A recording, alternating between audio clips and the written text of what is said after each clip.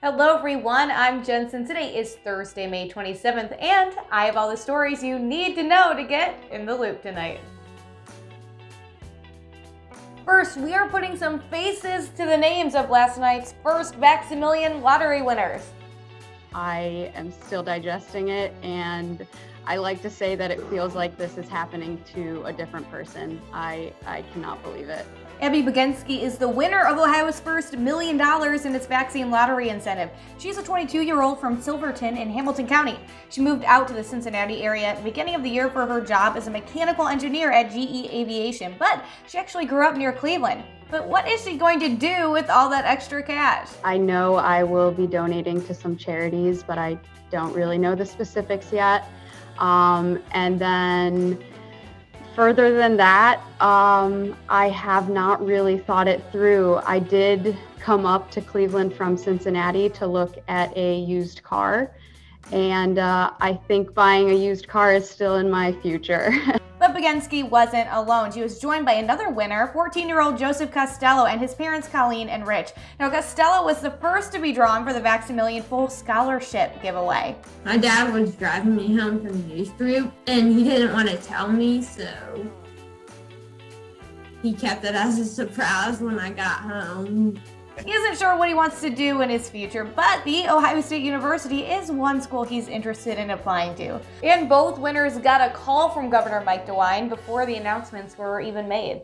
The deadline to opt in for the next drawing is May 30th at 11:59 p.m. The next winners will be announced Wednesday, June 2nd at 7:29 p.m. You can enter for the next 4 drawings online at ohiovax-a-million.com or by calling 1-833-4-ASK-ODH. And Ohioans no longer have to worry if their county is orange or red or purple because that color-coded COVID system is no more. The state will no longer update its public health advisory system that tracks the severity of COVID-19. The system had been in place since last July, and it consisted of 4 levels showing the risk level for each county.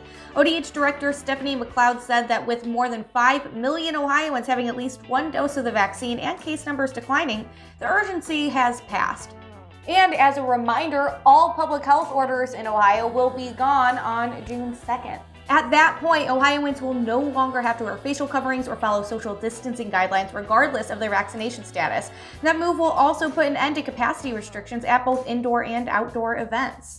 And looking toward a national stage, history has been made in the White House briefing room. It happened yesterday when Karine Jean-Pierre took the podium as the first openly gay spokesperson and second Black woman to brief the press. Jean-Pierre's briefing comes as the current White House press secretary, Jen Psaki, has said she plans to leave her position next year, and as Psaki's deputy, Jean-Pierre is seen as a potential candidate to take over the role. Wednesday's appearance was seen as sort of an audition for the job. Jean-Pierre already fields press requests and makes a lot of appearances for the Biden administration on cable news. And there's a 40% chance that the Earth will get so hot in the next 5 years that it will surpass the temperature limit set by the Paris Climate Agreement. That's the latest from the World Meteorological Organization. Thursday's report doubles the chances it gave last year for 1 year to be 2.7 degrees warmer than pre-industrial times. The Paris Climate Accord tries to prevent that much warming, but already Earth is warmed at 2.2 degrees. The group is also predicting a 90% chance that the world sees another hottest year on record before the end of 2025. The report also sees continued drought in the U.S. Southwest and more strong Atlantic hurricanes. And on a bit of a lighter note, there's a new TV special that is totally there for you right now. Today's the day that you can start streaming the new Friends Reunion special. Do we dare? We dare.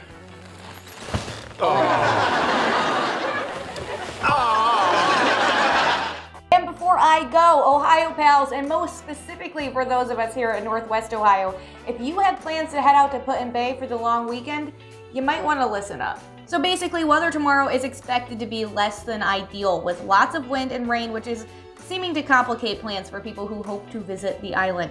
Kelly's Island Ferry, for example, announced today that it will not be running Friday or Saturday because of the weather, but hopes to return service by Sunday. Jet Express does plan to run Friday, but the last trip to Put-in-Bay will be at 7:15 p.m., and the last trip to return is scheduled for 8 at night. On Saturday, they plan to run on the Brown schedule, but all trips are weather permitting. For Miller Ferry, there aren't any cancellations just yet, but they said service could be shut down Friday and Saturday. But to stay up to date, I've got a link for you in the description of this video, so check that out if you're trying to make some plans. What a bummer, right? But that is all I have for you today. If you like this video, hit that like button, and of course subscribe to our YouTube channel.